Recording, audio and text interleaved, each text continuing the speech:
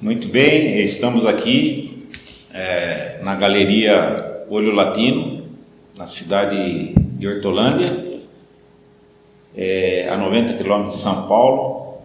Esse espaço é um espaço cultural, extensão do Museu Olho Latino, que tem sede expositiva na cidade de Atibaia.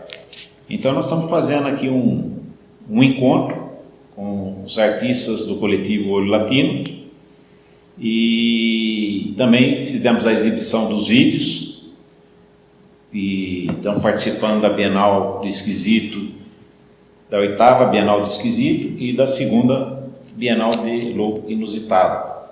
É uma satisfação muito grande. Agradeço em nome do Museu Olho Latino, agradecemos a Embaixada do Brasil no Peru, o Centro Cultural Brasil-Peru, as curadoras, a diretora Rose Falcão, a coordenadora da especialidade de gravado da PUC-Peru, professora Olga Flores. Agradecemos aos artistas expositores, a todos os participantes, E para abrilhantar esse nosso encontro,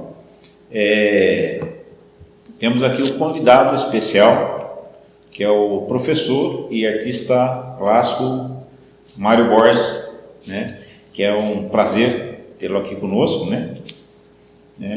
E o professor Mário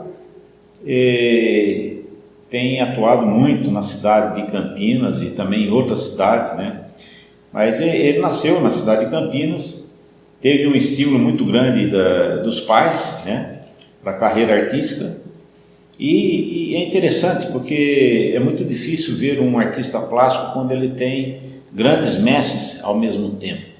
Então nós temos aqui o Mário, ele foi aluno do Hélio Oiticica, que é um memorável artista brasileiro, assim como o Aloysio Magalhães, outro grande artista, da Renina Katz, outra gravadora importante, Décio Pinatari, entende? Quer dizer, o Mário Borges teve a oportunidade de estudar lá no Rio de Janeiro, no Museu de Arte do Rio de Janeiro, com Ivan Serpa, e na Escola Superior de Desenho Industrial, onde participou uma equipe de alunos na época da Bienal Internacional de Desenho Industrial, que foi realizada no Museu de Arte Moderna do Rio de Janeiro em 1968.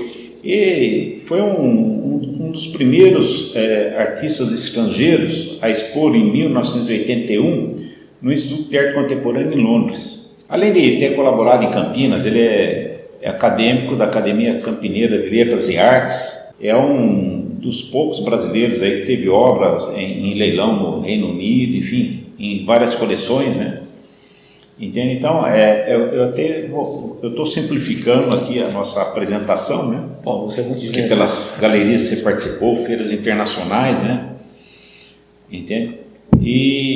Mas eu gostaria de citar essa crítica que você recebeu, de uma crítica especializada, onde te colocaram como entre os 40 melhores artistas da Grã-Bretanha, E sem contar que você morou muitos anos fora do Brasil, Você esteve na Inglaterra, nos Estados Unidos também, Portugal, um pouco na Itália também, mas... E isso a gente vê que você tem uma visão, digamos assim, bem diferenciada de modo geral, Por isso que nós estamos chamando você, porque nós temos como meta a identidade latino-americana, E eu acho que esse seu conhecimento vem a nos ajudar, para consolidar esse nosso encontro, esse nosso evento, com a sua opinião, entende? Então, Mário, por isso que nós convidamos, entende? Nós do Coletivo Olho Latino, do Museu Olho Latino, sentimos um orgulho, uma satisfação muito grande de você estar presente nesse dia de exibição dos vídeos aqui na Galeria Olho Latino, tá? Então, eu passo agora a palavra para você, quer dizer, pedindo, essa opinião sobre os vídeos que você assistiu agora há pouco, entende? Os vídeos que estão sendo exibidos também lá em Lima, E também que foram exibidos no Museu Olho Latino em Atibaia, entende? Então, dá uma versão daquilo que você viu E lembrando que você participou da Bienal do Esquisito em 2011, né? Lá no Museu Latino Atibaia, que você então conhece o que essa ideia nossa da Bienal do Esquisito, por isso que venha fortalecer essa sua presença, porque além de ter participado, você tem vivenciado, acompanhado a nossa carreira, o que nós fazemos, né? Entende? Então, agora fique à vontade então para opinar. Paulo, muitíssimo obrigado, você é muitíssimo generoso. Eu quero, em primeiro lugar, dizer a vocês que é uma honra estar aqui. Isso não é uma frase retórica, porque a gente se enobrece a partir da experiência alheia. A contemporaneidade, na realidade, é um momento em que se confluem inúmeras vertentes da alma humana. Aí você está outra professora que eu tive, a Renina Katz, que nos representou na Bienal de Veneza. Houve uma imensa discussão no Memorial da América Latina um dia sobre o que é arte. Aí perguntaram, e Renina, o que é arte? Ela olhou assim e disse, arte é aquilo que convulsiona a minha alma. Não falou mais nada. É aquele silêncio ensurdecedor. As pessoas... E é exatamente o que está acontecendo comigo agora. Eu não vou voltar para casa sem me lembrar de tudo que eu vi aqui. Então eu acho primeiro que a Bienal do Esquisito é extremamente feliz porque ela é uma iniciativa, e ela é uma iniciativa de corpo, de raiz, de alma. Aquilo que sai é o que a gente contribui, é o que a gente faz, né? É um pouco a diferença entre o ser e existir. Eu vejo essa Bienal como um grande trunfo. O sucesso, como diria o Tolstói, como o fracasso, são impostores. O importante é o que você acha que você está fazendo, que está dando certo. Muito bem, os vídeos eu achei extraordinários por vários motivos, mas não é só pelo conteúdo, mas pelo fato de eles existirem. Não existe arte ou ciência sem experimentação. O fato da arte se propor como experimental já é um excelente começo, porque a gente se consagra pelo que a gente faz.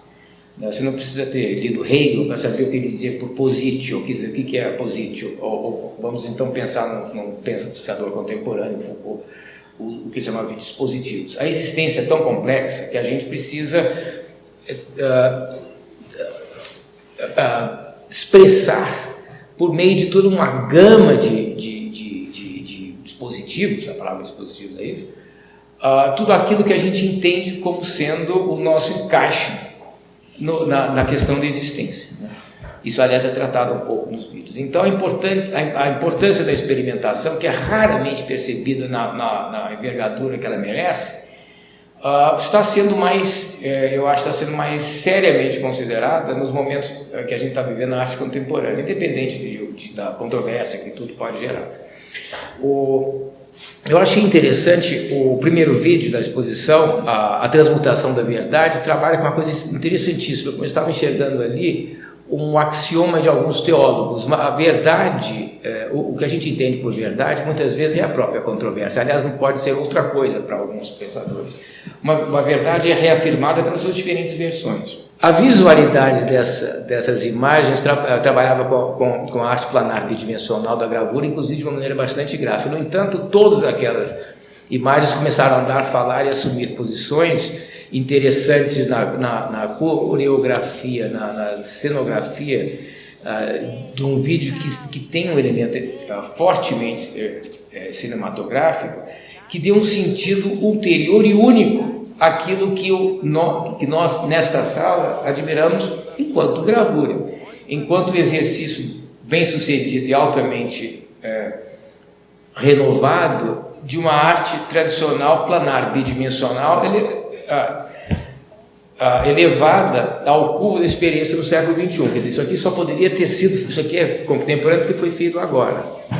No entanto, ele é, como diria o cientista Newton, do iluminismo do século XVIII, eu não cheguei aqui por acaso, eu estou sentado no ombro de gigantes, como quem diz, eu sou tudo que veio antes. Isto aqui é o conhecimento do que veio antes, é um dos principais vieses pelos quais eu vejo isso aqui como extraordinariamente bem sucedido enquanto arte. Pretende ser arte, é arte, encanta enquanto arte, convulsiona a alma, como diria a Renina Katz, como arte. Eu acho muitíssimo interessante as diferentes... Eu fiz algumas anotações, e a questão existem as contradições que de uma certa forma são como sinédicos, como aquele paradigma sintagmático, ser e não ser, ser ou não ser, eis a verdade. Qual é a verdade? Ser é não ser. Mas nesse transmutação da verdade, até pelo título, você enxerga toda uma possibilidade, uma gama de expansão enquanto informação, que é extremamente rica, porque dinamiza uma compreensão que inclui o teatro, o cinema, o próprio vídeo documental, mas não se restringe a um determinado formato. Aliás, isso eu acho um elemento importante na arte contemporânea. A arte contemporânea se consagra supostamente pelo manuseio, alguns dizem manipulação, mas eu prefiro dizer manuseio, e pela visualidade. E, por extensão, para mim, pelo movimento. A arte planar bidimensional, eminentemente gráfica e muito planar, como a xilogravura, de repente, ela assume personagens, ela vira, de coisa vira gente. A riqueza da arte a partir do que ela tem de expressão. Mas, enfim, voltando a o que eu acho excelente e lindo vídeo, a transmutação da verdade, a teatralidade cria um texto extremamente digerível porque ele é dinâmico. Então existe toda essa sintagma de ser e não ser, quer dizer, existir e não acontecer, quer dizer, qual é a diferença entre ser e existir, né? Outro dia um pastor importante, um teólogo importante de origem presbiteriana conversou com aquele grande filósofo que ostensivamente se diz ateu, muito inteligente, Luiz Felipe Pondé, são muito amigos. Aí alguém disse, mas se Deus existe? Um dos dois, não é? Deus existe. Aí o teólogo, o reverendo, disse, não, Felipe, Deus não existe. Aí daquela risadinha, você também não, você também acha? Deus é. Quer dizer, ser conosco amantíssimo Deus. Muitas orações começam assim.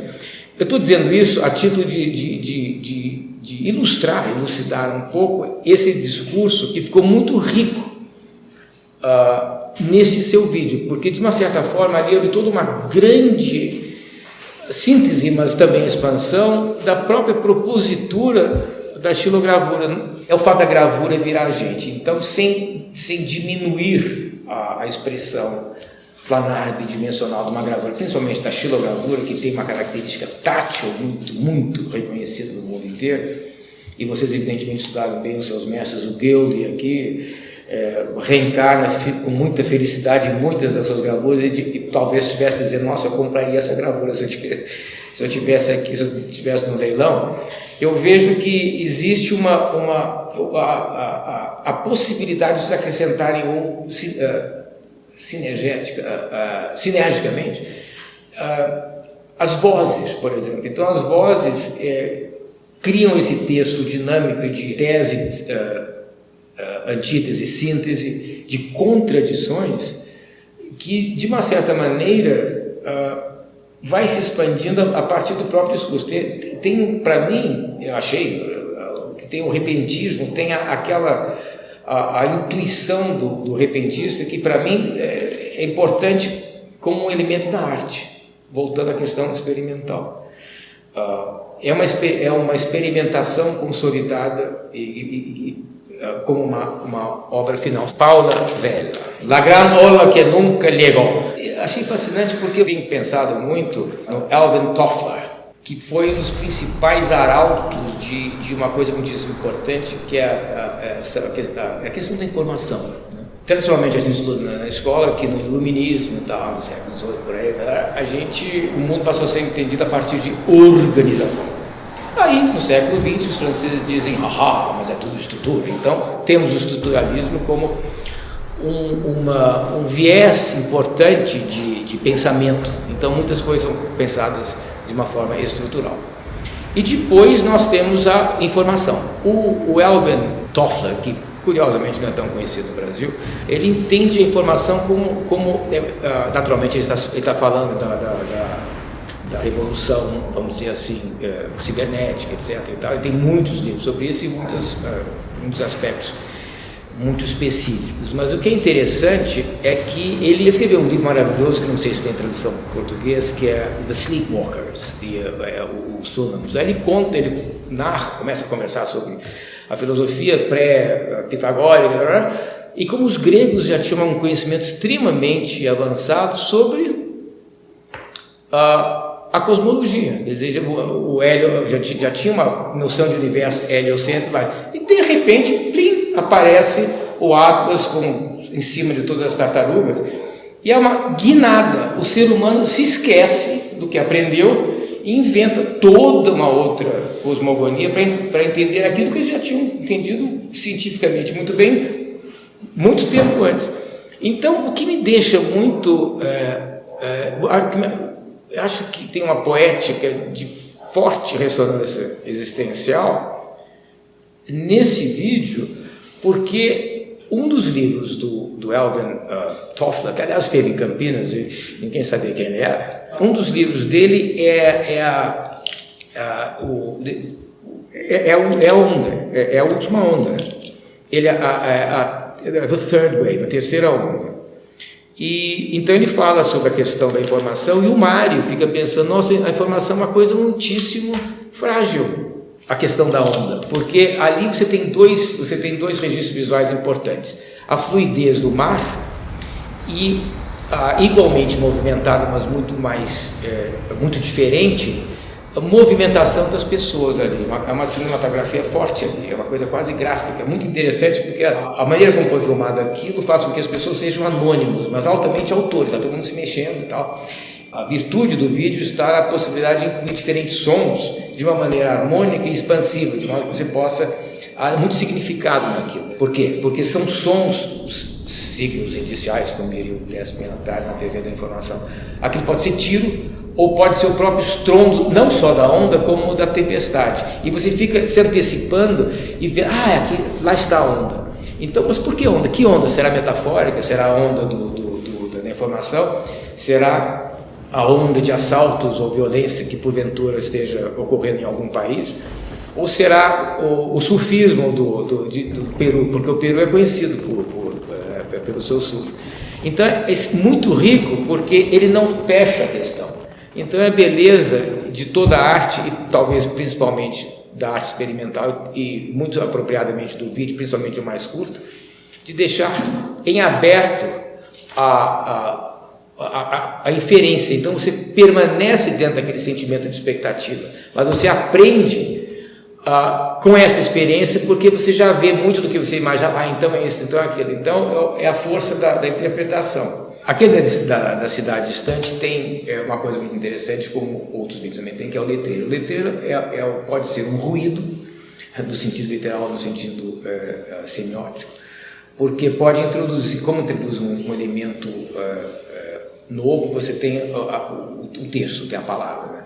E eu vejo que aquele que tem o letreiro em espanhol, tem uma tradução para o inglês, eles estão em registros protocolares diferentes. A língua espanhola, como a gente sabe, pelo Saussure, um dos grandes filólogos do século XX, a fala dos hispanofônicos está muito próxima ao vernáculo.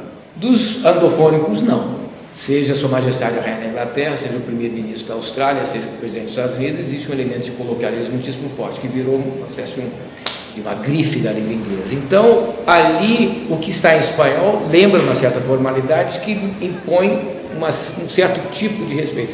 O que está escrito em inglês lembra uma certa descontração que pode parecer uma coisa mais leve.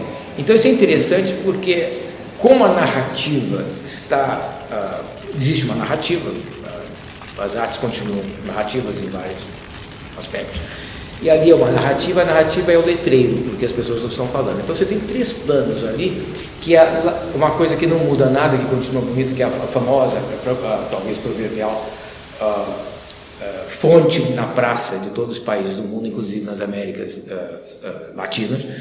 As pessoas andando para lá para cá com uma cara de que não tem cara, são grafismos em última análise, se movimentando a partir das suas próprias motivações, que não são percebidas por nós, são inferidas por ser o carrinho de criança, uma pessoa, a namorada abraçando o namorado e tal. e depois as pessoas muito próximas à câmera passando de uma maneira completamente deslocada de qualquer tipo de laçamento e tal. Então isso é interessante porque a gente precisa do letreiro. Então o letreiro pode entrar como talvez a sustentação deste argumento que é fortemente existencial, eminentemente urbano, moderno, contemporâneo, que é uma crítica social. Então é interessante, a gente se pergunta quanto que a visualidade e o aspecto vídeo contribuiu para efetivamente o que é uma mensagem social, é um ativismo. E até um pouco aquele espírito dos diaristas antigos, uma pessoa triste, homem ou mulher, dizendo, poxa, minha cidade não me representa. Londres está mais próximo do Peru, eu não sei se pode ser verdade, mas enfim, é uma expressão bacana.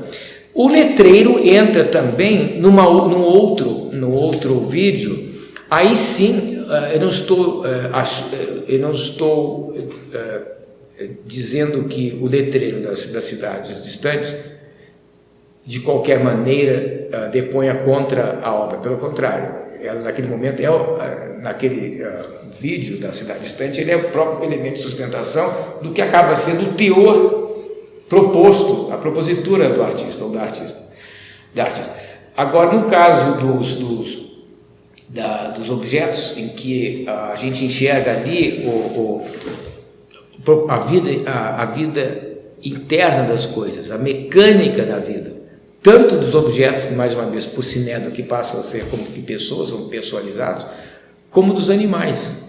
Aí a gente percebe que controle temos nós sobre o nosso corpo, né?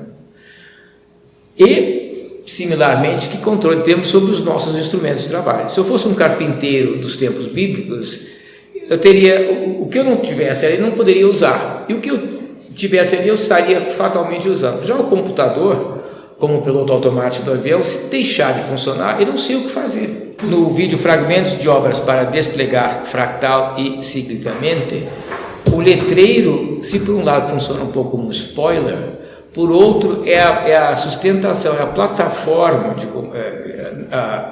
a partir da qual ela elabora o seu projeto expressivo.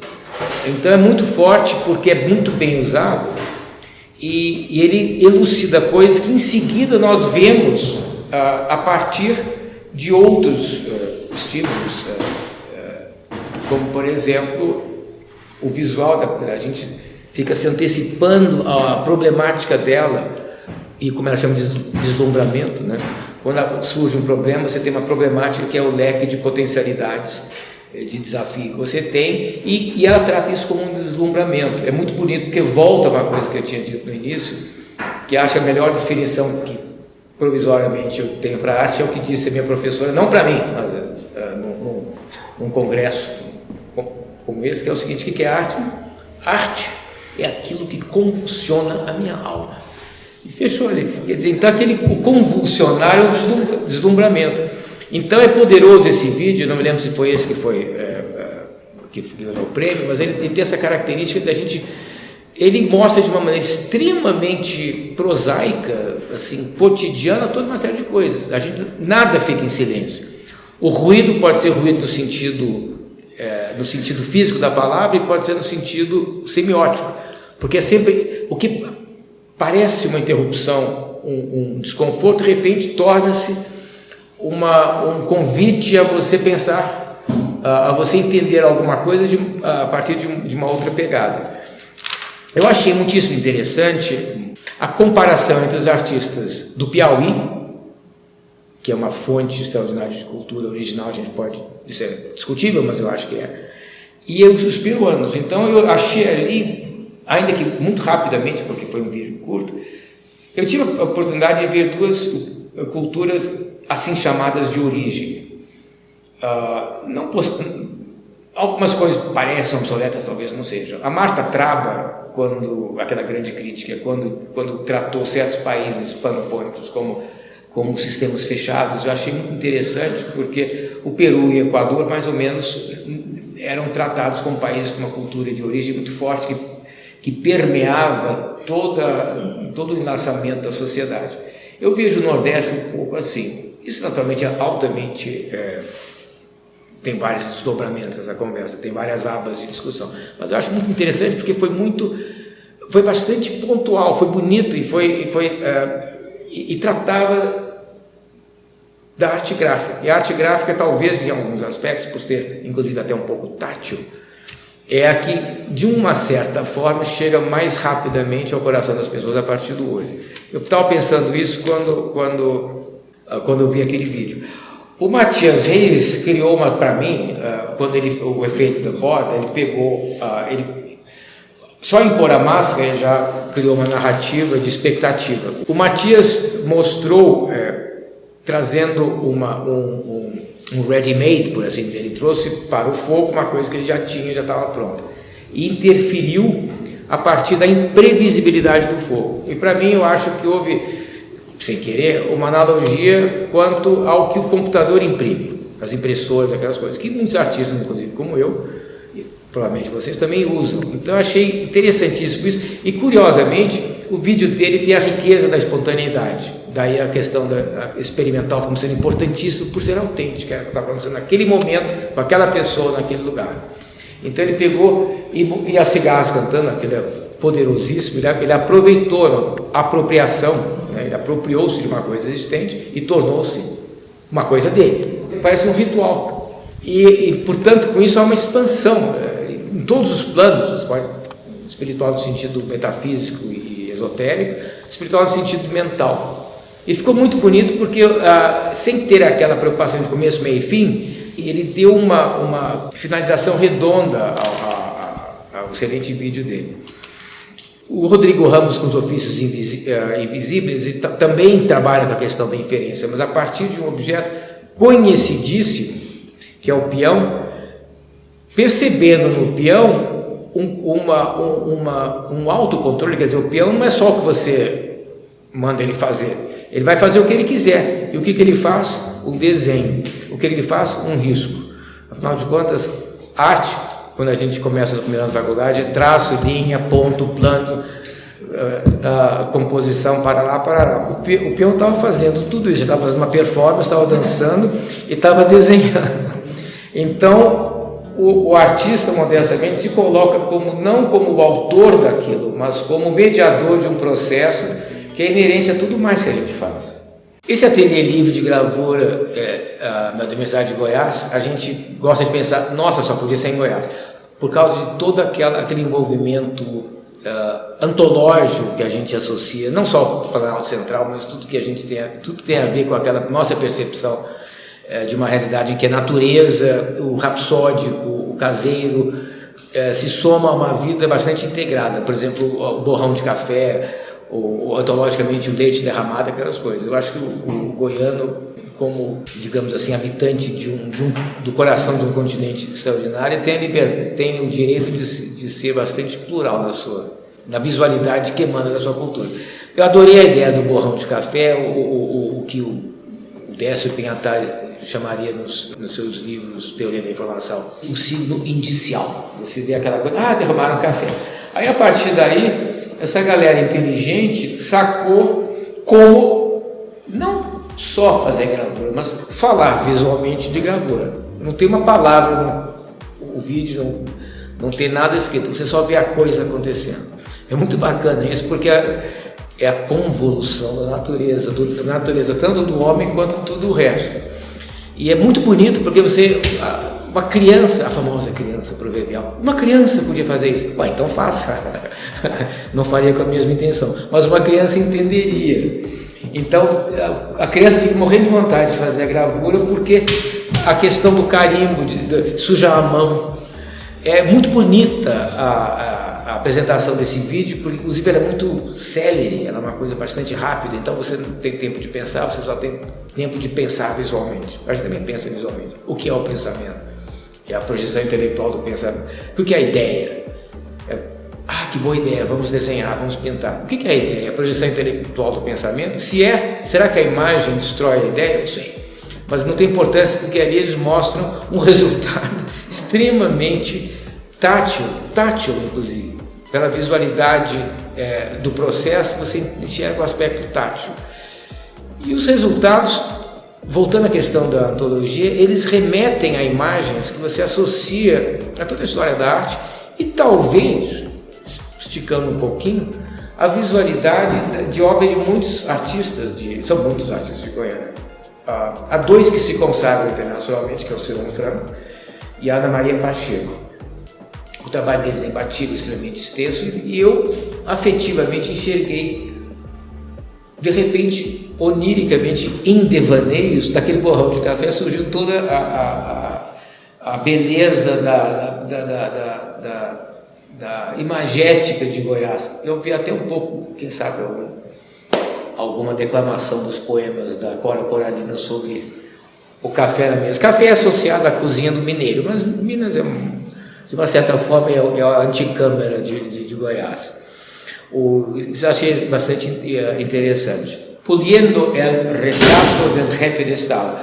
Só o título já diz uma opção de coisas, enuncia toda uma possibilidade de inferências. O chefe de Estado, quer dizer, não é qualquer político, é o chefe de Estado, é o chefe de Estado que pode não ser ou pode ser o chefe de governo.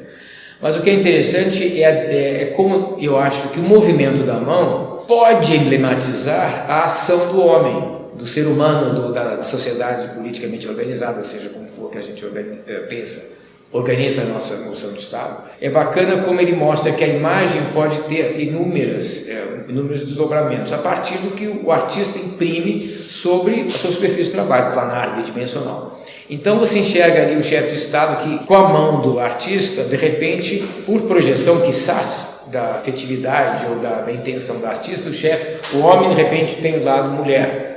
Ou então o chefe de Estado, porque de repente você fica pensando, este presidente tem uma amante, e esta amante que manda no gabinete dele. Ou então, esse homem tem um lado feminino, e por isso ele é meio ladino. Então há toda uma série de possibilidades que na realidade não fecha a questão, porque permanece imagem e permanece o tipo de ilustratividade que a gente vê, por exemplo, no cinema ou no desenho animado. Então, toda uma comparação muitíssimo hábil de uma gama de formas de expressão que são eminentemente do nosso cotidiano.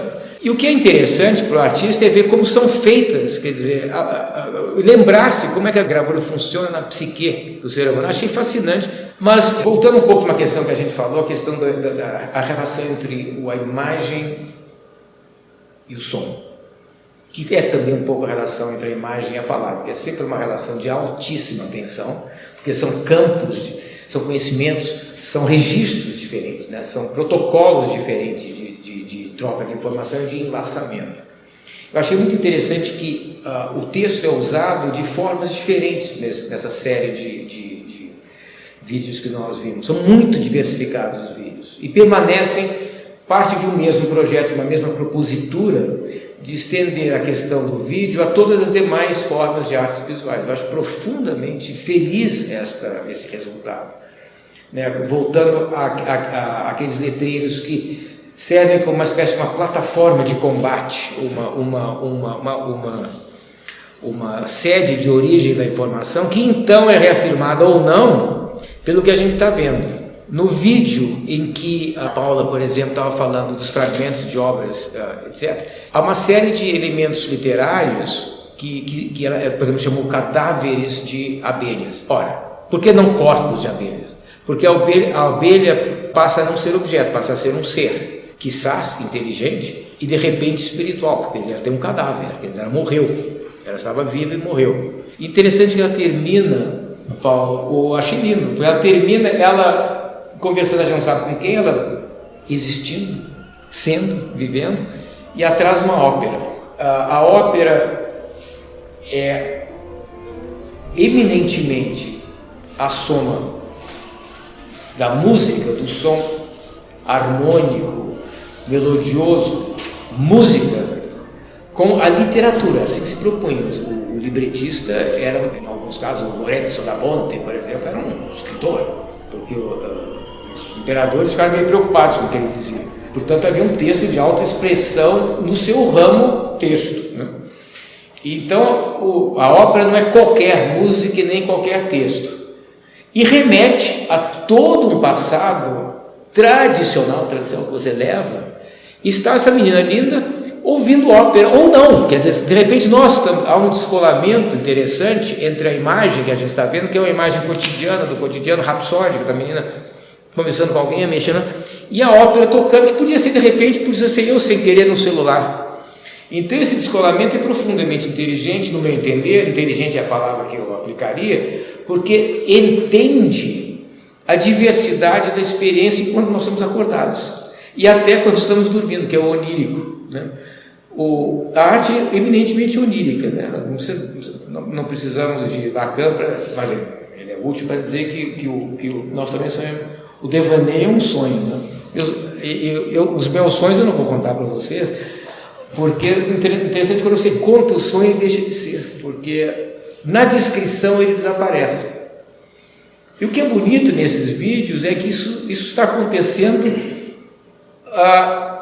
enquanto você está assistindo, então nada desaparece. Outra coisa, você pode pôr de novo. Não sei se eu falei demais, Paulo. É como disse posso citar mais ou menos a Paula, é um deslumbramento. O que é desconhecido vira um deslumbramento, como vocês todos. Meus parabéns pelo trabalho de vocês. E muito obrigado, porque eu saí daqui, olha, sabe quando eu queria ter feito aquilo, queria comprar aquilo? É porque a experiência humana na sua máxima possibilidade de expansão. Então, agradecemos a presença do Mário Gravin Borges, que surtiu para nós aqui aspectos reflexivos, né? E tem a impressão que nós vamos estar em constante ebulição mental, né? Assim eu espero. com a riqueza desse trabalho dos participantes da Bienal do Esquisito, da Bienal de Lo Inusitado, com a transmutação da verdade, né?